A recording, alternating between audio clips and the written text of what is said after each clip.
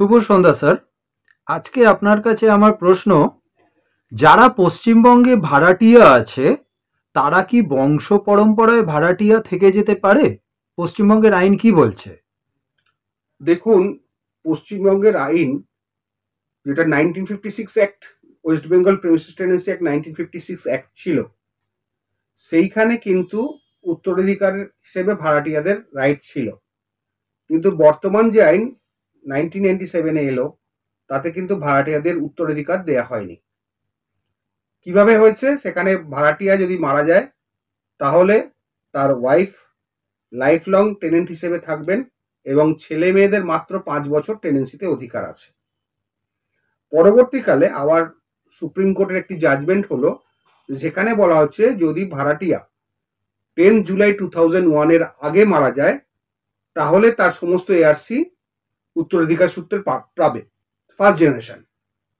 কিন্তু 10 জুলাই 2001-এর পর যদি ভাড়াটিয়ারা মারা যায়, অরিজিনাল ভাড়াটিয়া, তাহলে সেক্ষেত্রে তার ওয়াইফ লাইফ লং টেনেন্সি আর ছেলে মেয়েদের 5 বছর টেনেন্সি। কিন্তু যদি দেখা যায় ওয়াইফের নামে টেনেন্সি, সেক্ষেত্রেও হাজব্যান্ডের লাইফ লং, ছেলে মেয়েদের 5 বছর। এটা রেসিডেন্সিয়ালের ক্ষেত্রে। আর কমার্শিয়ালের ক্ষেত্রে ওয়াইফের কোনো রাইট নেই, ছেলে মেয়েদের 5 বছর। এই হচ্ছে বর্তমান আইন। এইটাকে সেকশন হচ্ছে 2G of the West Bengal premises tenancy act, যেখানে উত্তরাধিকার ব্যাপারটা লিমিট করে দিয়েছে। আগের আইনে 1956 অ্যাক্টের আইনে ভাই ছিল, মা ছিল, বাবা ছিল, বোন ছিল, সবাই ছিল 1956 অ্যাক্টের আওতায়, সবাই টেনেন্ট হতো অরিজিনাল টেনেন্ট মারা গেলে। কিন্তু বর্তমান আইনে West Bengal premises tenancy act 1997 as amended up to date, সেখানে পরিষ্কার বলা হচ্ছে যে ছেলে মেয়েদের কোনো অধিকার 5 বছর বাদে অ্যাজ এ টেনেন্ট হিসেবে নেই এবং ওয়াইফের 5 বছর। এইটা হচ্ছে মূল আইন। এরপরেও অনেকে বলছেন, জিজ্ঞেস করছেন, তাহলে কি লাইফ লং যা ওয়াইফ টেনেন্ট আছে তার এগেনস্টে কি মামলা করা যাবে না? অবশ্যই যাবে। সেটা 2G প্রভিশনের মধ্যে হবে না, সেটা সেকশন 64-এর 1 ক্লিয়ার মান্থ নোটিশ দিয়ে আপনাকে মামলা করতে হবে।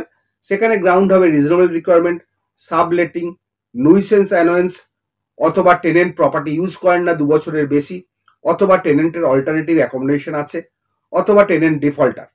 এইসব গ্রাউন্ডে মামলা করা যেতে পারে লাইফ লং টেনেন্সি থাকলেও। টেনেন্সি বলতে এখানে বোঝাচ্ছে যে to use for the time being. সেটা আগে ছিল লাইফ লং, এখন সেটা লিমিট করে দেওয়া হয়েছে, যেটা একটু আগে বললাম। সুতরাং বর্তমান পশ্চিমবঙ্গ যে West Bengal premises tenancy act, সেটা কিন্তু মোটেই উত্তরাধিকার হিসেবে টেনেন্টকে আর জায়গা দিচ্ছে না।